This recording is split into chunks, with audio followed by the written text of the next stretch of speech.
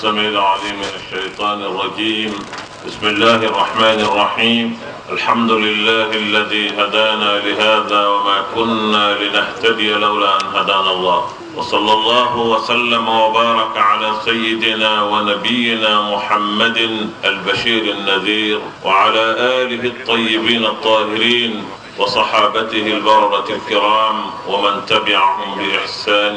إلى يوم الدين، وبعد، فسلام الله عليكم ورحمته وبركاته. أما ما كيكو أما الله سبحانه وتعالى تم على من ينعم كان إسلامه وإسلام يمين على كهنا كفون سريع كنت أنقول تزكو سرعان يري كأنك على كرام من دون دوي صلى الله عليه وسلم أم على فولا كان يني على فل أكاك هنا ككشي ako caya kira banka ka caya aso dunga sanimauka ka caya ajanyogonymauka alama ya faran bela dilemma alama bena sawabama alislamaw aw folenko akaya maria anaka je kono ambe foli kerengere ka nyeshi anga jamana alasigide munum be keneka no ye fanga ka alasigide munum be keneka ku fo mam falanu be en politique serafe no ye maire ni aywa annongam ni fon fe yo nyogona wi ka bela dilem fo ka nyina ala fa ya rabbi ala ka ambe sawabama ka ankara mo bo fo ka angal mamu fo ka dugutigi fo ka mutokulu fo ka demteno kulu fo ka bela dilem fo ka nyine ala fasigi ala ka kama here ka kama dalilu yeshini dalilu min bankishi ya rabbal alamin. Aslamu kuma chama forala nga sigi kun ni nali re kun yemi o de fora aka famu au de ka kuma du bamana ngote ko ma na kun kapsi anna kun yemi ala maden na kun nyana o de kana ala ba onna kun kapsa be ni yo korodon ko fam kanyana ma bele jele ka kanga do fami na o yodi okma o batoy ka seri ala ye o yedoy ka sun o yedoy ka sarakati udi o yedoy ka shinji utugu o yedoy ka wuli ka slamo chala dla o ya la bele bele do slamo ku du to ngere nyona ku hina do nyona ku tindo nyona basa kirata abora nyi ngono abe ka shini fami o ya ka man do inde ummati allahumma salli ala rasulillah sallallahu alaihi wasallam allahumma salli ala rasulillah maka wuliki ceseri adama do fara nyon ka jangu hina ka do nyona utinga do nyona be bato la bele bele do o de la ba fo anye fattaqullaha wa aslihu dhat bainakum wa ati'u Allah wa rasulahu in kuntum mu'minin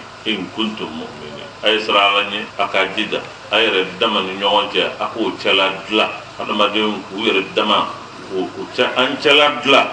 o bato in la fembay ay sralanye akani barayke mana koro de nyona ki wele srala nyai kaninge o koro ni ala ni sranye bayi kakanga minge weni fattaqullah wa aslihu dhat bainakum wa ati'u Allah wa rasul alabatu ikakirabat na toro mu'minin ni mu'minin ni ko me metnye ngono bi akakanga da maden ka ba ko ya kama wi berebu bulu o be bolim ma ko ni tara fon fen segre yita to abele jele la ilaha illa Allah muhammadur rasulullah o fo bagadu min be boli ma ko o yo fo bagay abe boli min go fana o fo bagay no kera ko imba mona wa mani ala ko ya rabbi ala ka fam en mandam barsa ko be ko no be ke sababu yi ka du ko ma bo nyona o tabiyu ambe fere de ke ko tabiyu bo anjala ulu tseka do yorola o yoro inka ke yoro sanimai o tseka ke yorola ben ka ke o yorola o tseka ke yorola nyomne ka ke yorola na do na du kono abe du tnye na do na du la abe du tnye na do na jamana la abe jamana wuli o tabiya wa ala ye kangar da fangan kolo shula aya dama do ulu tugu le menyon sura do la be kangar da wuli jangu man do inga ire koloshi femi be ke sababu yi ka nyugu do nyoma ko fo anya na nga koloshola parce que ni ko be muna be mauka kanka o de nyenyini forlo diagnostic ko me ni ko mi bleni ka banani muna man do imbe ta on be sigi ko kuna tsaka ben ko kuna muna ayre ka afo anyere ka ko kiram man to kan tsaka ben ko o intégrer mo haklin mu ka udu kuna e ko tsaka ben ko inda ta ke la bushi ni ko min fora islamo fe ko ni ko islamo era mabbi ala o era mabbi ala wa sana ngado kuma era la o kuma foli be nyeshi bema ni foli ni nkaramo anin je nyon anin mun je don do islamo ya bara ina foli kando kana awma kana foli indi awma au Conseil islamique à bureau national à Moropé Kafolikando Mahoma nama yeni njamai nabi darura de abai kata au Conseil islamique à premier vice-président na oye Sharif Ousmane Madani Haidara na mana ngakanga na domin du seje ako karamo ko fayin tuna darura kela note ne ka ganga yeni damai go ya fa kerima ande la kan na shen kele an na shen fula ni sei na tamanya shen wala tabe ni ala son inshallah di kay tawma ndogola go ni ala son na sera an befo min dalembo ga o ye Cheikh Mohamed Fodé Cissé ale de deuxième vice-président et ale imama ni mo bay kenya darura bala siginu akajan srain ayro kajan doni anya farama ka daoka abela jele ya ka fuli kandi abela jele ya ka fuli chidi o akaka danaya yere strafe ngala se au maka ko ma be ko conseil la a président abela jele ka fuli kan atonden be abela jele ka fuli kan kanyeshi kai al-islamo ma ani kai sigi ba bela jele kani ala fa ya rabbi ala kan bela jele mesa wa amin al-islamo kuma min banda kono nambe ta ka sigi nai no e ka kwa islamo be anga be e fa ora tse ka fo no te u barsa ko intigi u de bantigi min bo ya gango de ala de ko kanga alam ni dina indi ala karama alayhi salatu wassalam ala de ko al-islamo ma yebbe واعتصموا بحبل الله جميعا ولا تفرقوا ايامنا اكنا صوم تو اجرون كبو ابو اكنا فرافرا ني فانتي بوتي ني بكو اندلا كانكا كيت manya fonga kumala introduction na ka fo ko be mun ba to ni mbana mi na dona islamu chala akoy mi seka barka na man janto an yerala ni man mi koloshi madola ikaseli ni kasumbela jede biti jo ilangulu ala kan ki shikanta ala de ko islamu tela katla angana sigi ka laje atnya todu ma tewuli mando ina min ba fo munatnya na angani ni katla ma obseka fo nyongo peut-être ada madem wajibi do e nyebe jele me komina mais divergence ni aywa incompréhension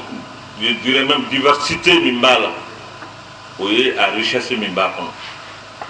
le fem badi do min dira nyebe ma nyebe le jele kan ki mbogo nye fem mi na fokata nyawuli be ka kan ga do komina shew ni kabilaw unu tabiyaw bele jele ada madem bebe do komina wajibi do don beni fendo be do o ko min be mamu nyonche o maganga ke sababu yi ka jugu ya do aslamu nyonche ka bisemoni ya do aslamu nyonche o ele du ala kan kishi o nganana yala hanga kanga sigide ko entreteniwa be ka fo ko aye ko antsiga be ala be ki yereta ko in ka kanga dilatinwa al jawab la على ذلك وإن طائفتان من المؤمنين اقتتلوا فأصلحوا بينهما وإن طائفتان من المؤمنين وبعد سبتك هم مو بسكك مؤمنوي أنغرا مو كمان سيسا أكو أبو بكر ني أيوة بلال فورانيونكو بلال نعمر فورانيونكو نيني فورانيونكو نايو مبي أبي بنيو حكيلوما أيا كان بني حكيلما هذا ما ديندو ونوكا بني بلا جلي هذا ما ديا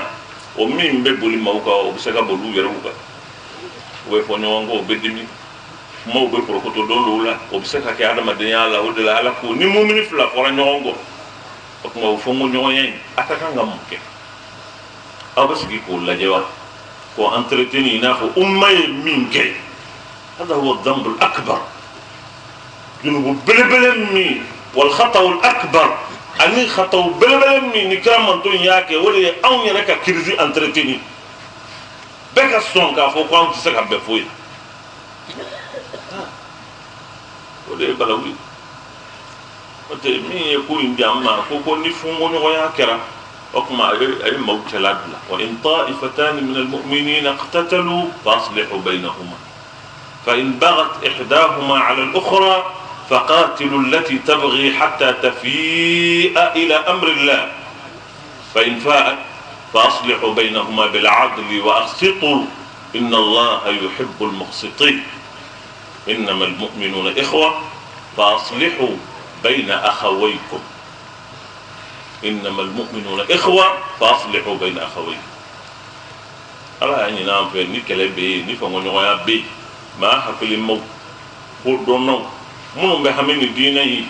o kulu flaka na to uyerema quel était entretenu crise était entretenu avec comme tasmade dangete mi bobo ni woyo me yoro ni hakili mai ka du kono ka nga nyanye ni ka ba ni dugutigi ni woyo me ika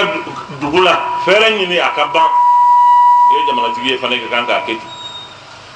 o de la ya ni hakili mo fe حكماء كردونو فايغولي اكا نيني اكا ni mami ya dara amma fam yelike beka fara nyonga ka jala ki jiral aka kli katlaka kwanya na innamal mu'minuna ikhwa mu'minu ulu ye bal mawdi faslihu bayna akhawaykum akhaway bal maflam min fara nyonga abeyi bal may okma ukala dla ngai se ko dla tugudi ni ye kele farala ye yere ye kele kala ye kele be banwa ni ma masoro min be banki se do kele la ni ma fora nyon ko joni bu dla ate soro min bu dla antra mo ka parti kuma yode ni ma bele jile ya famu ka fo ne ka kanga ke ni kulula ne ka kanga ke ni kulula o kuma ni am fora na fora nyon ko joni ba dla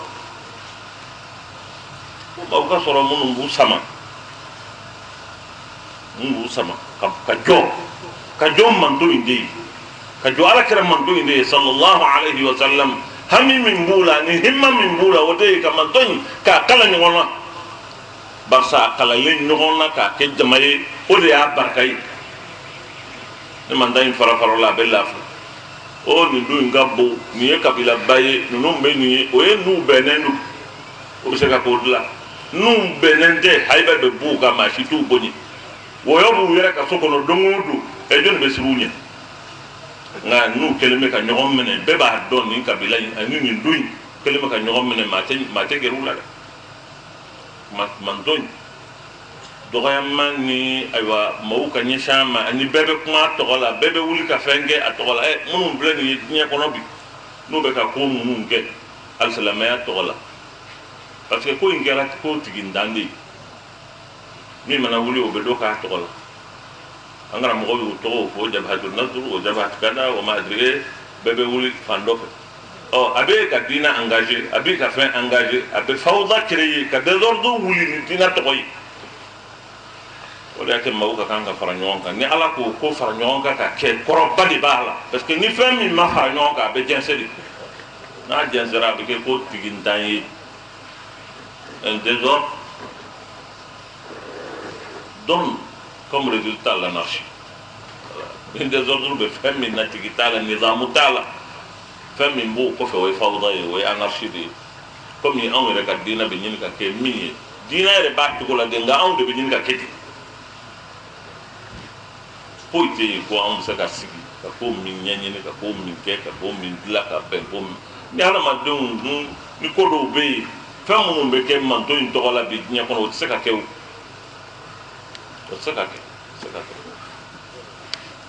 parce que quand c'est hiérarchisé femme do be o se ka ke mon ay be ninke be ni baranke joni yi blala yi amare le no ni joni marji'iyya be mau be reference be mau ka kan ku sirri mimma o be bi anga kan kan hakili to la Allah subhanahu wa ta'ala ya nyina fe ko an yɛrɛ dama ni ɲɔgɔn cɛ ni fɛn o ɲɔgɔnya kɛra an ka wuli ka dilali kɛ faslihu bayna akhawaykum a ye aya in datugu ni kumakan min ye wattaqullah la'allakum turhamun nka kuma wɛrɛw bɛ o kuma in ɲɛfɛ dɔɔni kuma minnu ni an ka hakili to o la alisilamɛw k'an hakili to a la alakira manto in sallallahu alayhi wa sallam barisa fɛn min b'a to nin ko ninnu bɛ k'an ni ɲɔgɔn cɛ besengoniyaw ni ɲɔgɔn hasidiyaw ni ɲɔgɔn fɛn wɛrɛw nin bɛɛ lajɛlen kun bɔra kabini alakira tile la sallallahu alayhi wa sallam barisa adamaden ko don ni min kun bɔra ala bɛ aya jigi k'o kɛ kangarida ye olu ma minnu bɛ yen ani anw minnu bɛ yan bi o de la ala ye maaw wele ko ya ayyuha alladhina amanu la yaskharu qawmun min qawm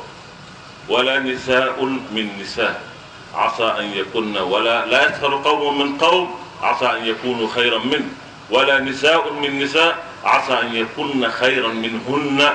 ولا تلمزوا أنفسكم ولا تنابزوا بالألقاب بئس الاسم الفسوق بعد الإيمان ومن لم يتب فأولئك هم الظالمون الله ومن لم يتب فأولئك هم الظالمون ne kangar dawde me kangar dani mun ala ye mu'minu wele mun do nasla me ala ulude abe fulu de ko ya ayyuhalladhina amanu aw mun liman yara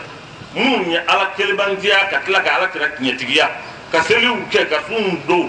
ni ala be kun ulude fe aba ko ya ayyuhalladhina amanu ko min ba to dugo mun be no kera awla abaw cela nye abe te bubaga ye ka aw tamanke dun ka awla fu aya obla ودول مي لا يسخر قوم من قوم ما دوكا دولا جيكو من فنده بدو نمبر دولا بكو نتفني بكو نتالا بكو نيني شاني مزو بلا جلي على كوكو كانا كده ibe jo ma dola ibe yele ma dola la ala yoro akapsi iyere fe nintigi tal iba sura ala fe akapsi e se ka dani fendo e ngale fana bi dani dole ika seli ka tani dota e nga do delu ka temika wala ibe se ka sunka teme doka ngale shinji tugula ya ka temika ko ye fen de ni ro dedu harjaga dedu ibe dotoro ite dotoro ibe dotoro ite dotoro ikana yele mala ikana ma laje ka foko ikana ni ngoro maka ay kanini ngoro ta maka ولا تلمزوا أنفسكم ولا تنابزوا بالألقاب أم بخسارة من نوع ألقاب كله المسميات ولا تلمزوا أنفسكم بكي يرى فوشك بودولا بكي يرى مغوتو بكي يرى مجمو بكي يرى ويلي فندولا أي ولا تنابزوا بالألقاب الألقاب كتغفوان يرى لا ألما مين فوا كرما مين ko togo ka ke sababu ye ka yere ni gudo nyona fa ke sababu ya yere ka nyon ko ni fa ka di ni yahudiya ka nyon fo aka ben kola ini da zara ka ka nyon fo ka ben kola ini ma min ba la ilaha illa allah muhammadur rasulullah ko en o se ka pe e bi to yan ka da mala ma min be faransi ka commande ka fe ma delika ye na zara duwa te seria ma ko te corona nga idale bala ibe kan nakulu kiyama be masandide kima silame min bi kerefe ibe nyugola ado ni koyi ango koyi nganyanyini abenyanyini na segera kata kinyedema segera kata kinyema o te dore fen ka ke ala ya futugo mna kana ka yere di dungai wala tanabazu bil alqab bi'sa al ismu al fusuq ba'da al iman alli man yalim foka aw yere dambe wala aw ka majam wala ka femore ko ayere la ke to nyuma ke to mi ke to nyuma de barsa be wolo ko min na o ni goyni wa man lam yatul fa ulaika hum adh-dhalimun nga o ko imbe fana fam mi ba sonji ka ke sababu e ka yiri ka bunye man do ni jonti na kera cancer e ka do mau ka adama ala ka du tiɲɛ ka dugu tiɲɛ ka misiw tiɲɛ a kɛra afa ye mɔgɔ ma i yɛrɛ sɔrɔ a la ala k'o k'an k'an kɔlɔ wa bi fana y'o o ye jumɛn ye يا أيها الذين آمنوا اجتنبوا كثيرا من الظن إن بعد الظن ولا تجسسوا ولا يغتب بعضكم بعضا أيحب أحدكم أن يأكل لحم أخيه ميتا فكرهتموه واتقوا الله واتقوا الله لك أقول نوان يا رب إن الله تواب رحيم ولأهنا يرد اتقوا الله إن كفوانينا كثروا كان مسجاكو إن لما يرولا ولأهنا يرد مسائل دي مسابعي اتقوا الله إن الله تواب رحيم kuma in fɔra kangari min dara a dara jogo min na o jogo in n'a ma dabila yɔrɔ la dilali tɛ se ka kɛ ya ayyuhal ladina amanu ijtanibu ibta'idu a y'a yɔrɔ majanya a y'a ye k'a to yen ka mun to yen a kana gɛrɛ jumɛn na kasiran min az-zann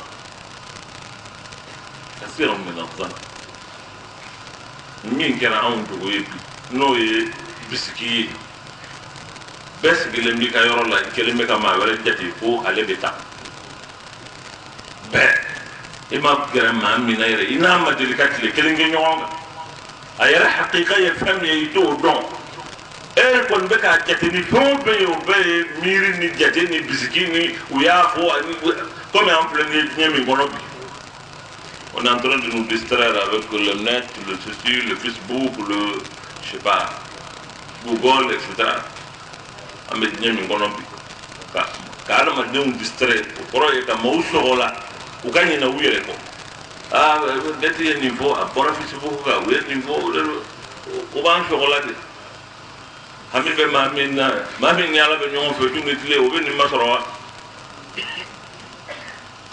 mais ou ba chocolat. Tout simplement k'a fɔ ni bisiki ni ka fɛn dɔ miiri k'a sɔrɔ lasali t'a la parce que a fɔra de kafa bilmari kaziban an yuhaddisa bikulli ma sami'a ma wasara ngalontigɛ wane la maa min ye fɛn o fɛn mɛn i b'a lakali i silamɛtɔ o wasara kuma bɛɛ k'i ka kuma fɔta ye i tɛ kuma bɛɛ lakali parce que e ye maa min ye i ka kuma kɛ b'i nɔfɛ de silamɛ ka fɛn bɛɛ tɔmɔnen don i bɛ min don i da kɔnɔ o tɔmɔnen don i ka dumuni i ka min fɛn i ka kuma fɔta silamɛ tɛ mɔgɔ ye min ta y'a yɛrɛ ye min ka d'a ye a b'o fɔ min ka d'a ye a b'a kɛ non i ka fɛnw tɔmɔnen don i ka kan ka min lamɛn o tɔmɔnen don i ka kan ka min fɔ o tɔmɔnen don i ka kan ka min dun o tɔmɔnen don nɔrɔmu de b'a bɛɛ la n'i ye silamɛ kɔni kuma ka kumaw lakali ka kumaw fɔ o de kɛra sababu ye k'anw ka jamana yɛrɛ ye a n'an ka sociétéw bi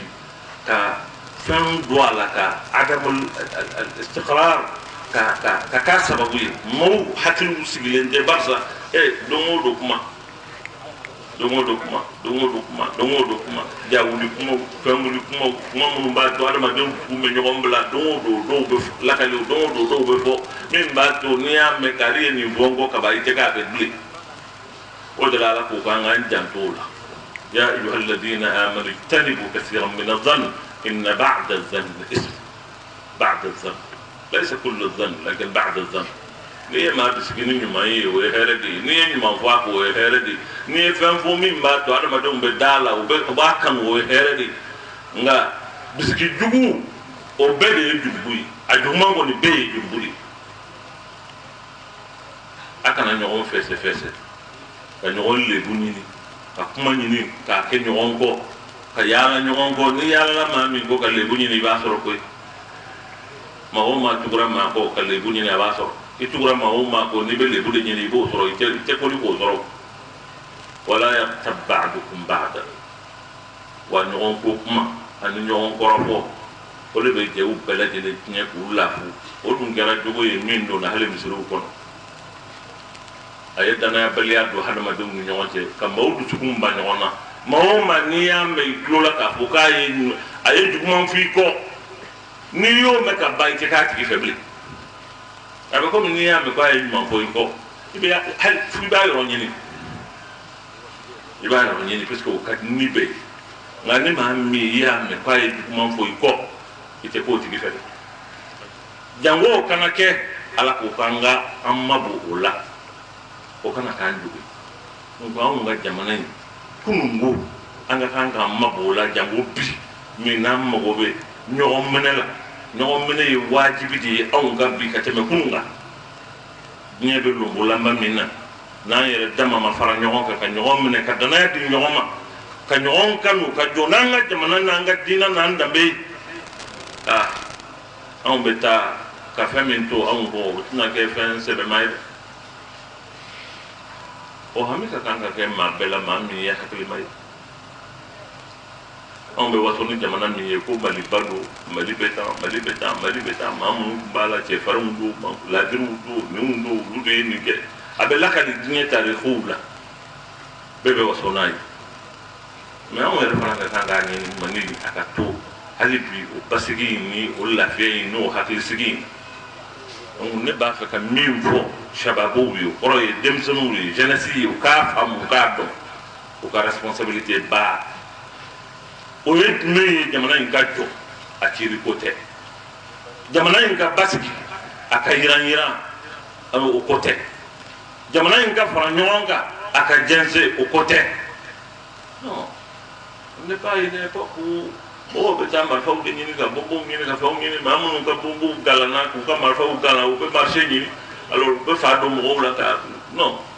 faut pas se laisser distraire jango ka kɛ n'anw ka diinɛ tɔgɔ ye munna an minnu ye diɲɛ bɛɛ fa ka bɔnbɔnbaw dilan olu bɛ diɲɛ bɛɛ si la tunu bɛɛ maafalaw bɛ tɛmɛ olu kan wa o tigilamɔgɔw ka na anw ka diinɛ yɛlɛmɛ k'o kɛ maafa diinɛ ye an yɛrɛ ka jɛ n'o ye non donc anw ka diinɛ anw ka jamana in sécurité ni jamana in hakilisigi ni jamana in basigi ala y'o wajibiya anw kan diinɛ ni jamanadenya ni danbe b'o wajibiya anw kan ni min bɛ min kɔnɔ i k'o kunu والكاظمين الغيظ والعافين عن الناس نكو كريلا ولا كو فولي كونغو نو يتورو بي ابنيني في كو كونو إكا يافا أنا نقول تكلم pour que ala ka anga jamana basigi ka here chaya taslamaya ni adama de ya sabati anga jamana kono ya rabbi ala ko kan ya rabbi ala ko kan o kuma an wuli kun kan na o te dore nyebele jeli klobe mangauna ni kungauna nye kono silamɛya y'a don ta silamɛya y'a bɔ ta denmisɛnninw don ba la nin b'a la nin bɛɛ la nin b'a la nin bɛɛ ye jumɛn ye parce que il y a des réponses qu'il faut qui ne sont pas là ni jamana a mago bɛ ko dɔw la n'olu ma k'a a bɛ kɛ proie facile ye falisa sahla ni fɛn o fɛn bolila ko a bɛ se k'a minɛ donc o tɛ jamana in barika ni a fanga o ye anw yɛrɛ de ye ala t'a tɛmɛnen anw ka ɲɔgɔn minɛ ana an ka jɔ an ka jamana ye o de b'a to ɲɛ bɛ malo jamana in ni bɛɛ lajɛlen ko ko n mago t'a la an tɛ foyi la ɲɔgɔn ko kuma ni ayiwa kumaw lakali ni kumaw t'a kun fɔ min b'a to an yɛrɛ bɛ tigɛ ɲɔgɔn na ka taa don o don mais o kɔrɔ ye an bɛ lafu ka taa de don o don il faut pas qu'on tombe dans ce piège parce que jamana in ko minnu an ka jamana donna ko minnu na an ka kan ka sursaut de sɔrɔ ka limaniya kura kura sɔrɔ ka ɲini ala fɛ anw ka jamana min n'a kun bɛna don kunbalan yɛrɛ la ka tunu ni ala hinɛna an na a bɔra an yɛrɛ ka wuli ka jɔ n'a tɔ ye a kana k'an kɔnɔ ko bɛɛ de diɲɛ fo bɛɛ de ka diɲɛ de ka na don o don k'an bolo minɛ u bɛ nin k'an ye u bɛ nin k'an ye u bɛ nin k'an non il va falloir k'an yɛrɛ ka jɔ ka da ala la ka da an yɛrɛw la ka da ala la ka da an yɛrɛw la parce que ne bɛ deli k'a fɔ n bɛ c'est ma conviction n b'o fɔ jeunesse ye u k'a faamu jamana in tɛ fantan jamana ye c'est pas vrai nka fantanya min bɛ ɲini ka don an na o ye jumɛn ye mental il y a une pauvreté mentale ni hadamaden sɔnna ko n ye fantan ye i sɔnna ko n ye dɛsɛbaatɔ ye i sɔnna ko n tɛ se e tɛna se voilà e tɛna se voilà an kana sɔn o ma faut pas qu'on baisse les bras an yɛrɛ tɛ dalen t'an yɛrɛ la an hakili la k'an tɛ se foyi la ni maa wɛrɛ ma k'an ye ayi an kana sɔn o ma an kana sɔn o ma an angana to ma jamana ba fa ka bin ka sai haka men na o manga ma bitalu de bin yere nga kan kulugulu anga ga wuli ga anjo sa angana kulugulu anga wuli ga anjo anga da alala ni ala sona fana ni ala sona jamana inte ke dugo sa inshallah ni ala sona ma do bi se ka pour para yi fe non mais jamana vigilance de ka kan ka ke jamana in kolosi ba ka kan ka ke awli a kolosi ba ka kan ka ke awli a bar ba ka kan ka ke awli programme o kana en district am fene ka nyina yere ko dum do kuma chama ambe dona parce que bon a ko kuma ka ta ni kolosi de do ro fo mangani ala ka ko no minero ala ka ko no ka kelin mandam elean nana kana ambal maulaje aywa kana mimba ngono na bandu sukuna ka nyisuma anu ka je ka kla anga ala mene ka anga dina mene ka anga jamana mene ka anga dambe koloshi ka yere ku koloshi ni ala kono na ulla ala bandem ya rabbi ala ka jamana sabati ala ka jamana herata ya rabbal alamin bi mawuka kanga hakili soro ni ko min bala mamun be aywa ko wuli mun ni na be turbul aywa atwa di falisiri kata turbul ko ri kwa kata o tigala mawbi ko kamana gwanenu ce qui demande l'intégration, il demande l'ouverture, il demande ceci, il demande cela. O tigala mawde kelema ke ulu ka jamana ka kanga da be choix ma do rote duguni visa te toron duguni vawre te toron duguni mi mana bulu ga taw fe bo re datu bu dara te so ma ka be na yere fana be rom na tanta in kolosi wa tanta in kolosi ke dunya be ta yoro mi na ibita de kolosi de e de kolosi ma ala yan si yoro ke yoro mi ambalo yoro o ma on ga o la yoro ala yo mi ndama du ko inga wa nga jamana de iko kolosi o eli mani ato di o go mi kabdu e du yi harjega do de ma go labla o responsabilité bi ka bete do akono bete asa go kala parce que ala ya calcule mais abo to ko kele na jamana beti ala ye yoro do de kalfa ko di awma aban to la am carte d'identité de avec ko malien ko ye yoro ni kalfa ba ande o le ya harjega am fa so di do an ka nga njam do ala ki janto la o ye dina koye o ye ala koye o ye jamana dinya wa o ye dambe koye o ye yere wolo koye ire faso yoro mi o kungango amaganga ke data la imo gotala non qui n'est pas inconscient non boko finyana ko i faso ki dabala même il vous assiste yere wolo yere ka jamana mi i faso yoro mi o kungango ko ye dakana do ni dama do ala jom dabe do ala donc ida ka do ala nga ka do ala ni mi nyuma pour que jamana ka sabati jamana ka lafiya jamana ka basi o be wajibi anga o yam belaje den ka ngandoni mamu ni dem senu do nulu be wajuli ke misrula amba funyen wajuli yoro do be anga jamana na escalier do be mo yoro do sauter ni pana nala ma jange be bi disika ala ko kira ka mawuli ay fendo de fo ka sura ka wajuli fo maw pana ka ta do wajuli ko no ka pan o kuna shiya di chamambe ko ina abasaro lo ud'u ila sabili rabbika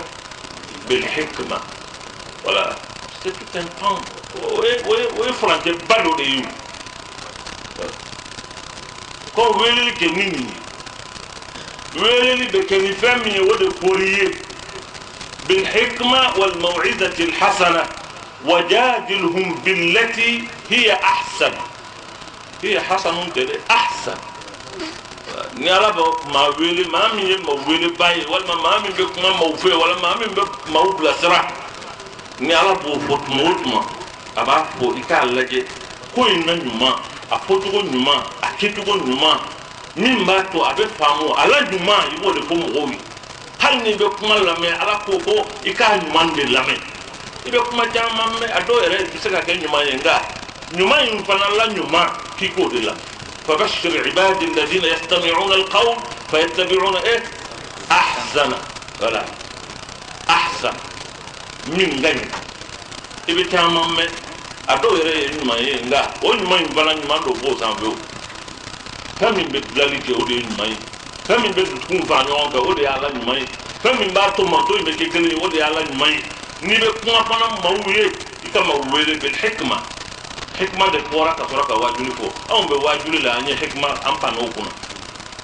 ni pana escalier do kuna ibi tabi de pour cela ko akulungulo yoro tayara ala kan bena sababam o mobo famu parce que ko do alors de manière la hala yaw ni fen tamam be min nana ni ko chamay ni ke be do lay be do bashila mais atenya don do la avec responsabilité pour mo kasigi ko diagnostiquer parce que ça devient un gagne-pain, ça devient n'importe quoi, ça devient tout comme on veut les kata alama son plus gros pour fente plomber fente nde sara ko rekeli la mbita o ke jango ska balu côté au fente il va falloir qu'on le courage ka hakili ka son ka jonga ala fo ka doni ala yi o mum bleni na kala sababu ye kana ni tieni chamai o ka do il faut arrêter ça quand faut tu sais ka soro ni kono ko baby sa ko fala non il n'a pas beau ma c'est trop précieux il n'a pas fait you faut baby sa ko fala baby sa ko kala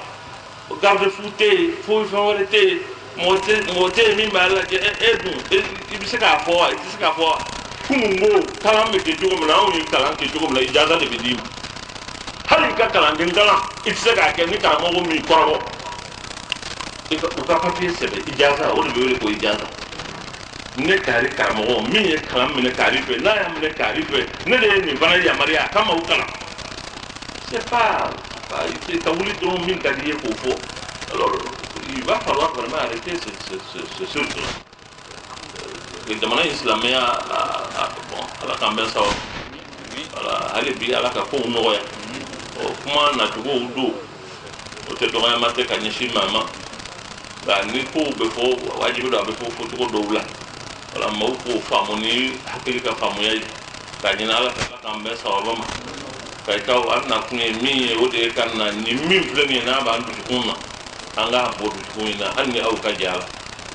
aka kambele dire hami jamana islamique bele dire ka bolo di nyoma anga saka ya fa nyoma ni ala ko ka be mawdu al jana kono mamu yi dimi kunu